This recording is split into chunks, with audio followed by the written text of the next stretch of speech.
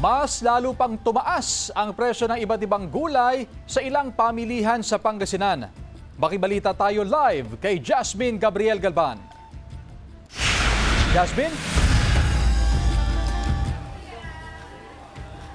Chris, sa mga oras nga na ito dumagdag sana yung mga namimili ng gulay sa mga pamilihan sa probinsya ng Pangasinan. Kasabay nga ng mataas na demanda ay patuloy din sa pagtaas yung presyo ng ilan sa mga ibinibentang gulay sa pamilihan. Maagang bumili si Aling Elma ng panghanda sa Pasko. Isa siya sa mga maaga nagpunta sa Mangaldan Public Market kanina. Bumili siya ng mga gulay na dagdag sa kanilang Noche Buena. Ayon kay Aling Elma, may kataasan daw ang presyo ng gulay ngayon. Binabudget. Mahirap talaga pag walang pambili.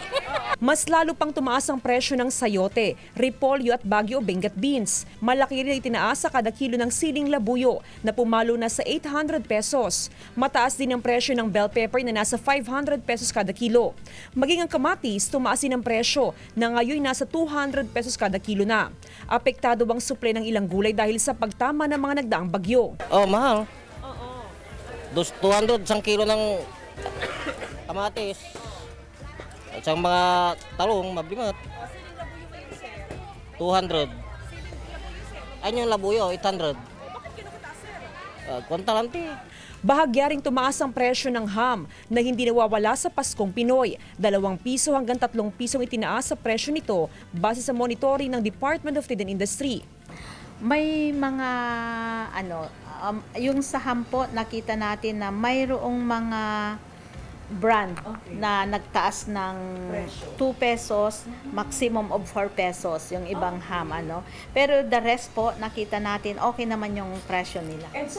Kasabay ng mataas na presyo ng ilang bilihin, patuloy ang panawagan ng otoridad sa mga mamimili na suriing maigi ang mga bibilhing produkto at para makatipid, mas mainam na may listahan para matiyak na tanging mga kailangan lang ang bibilhin.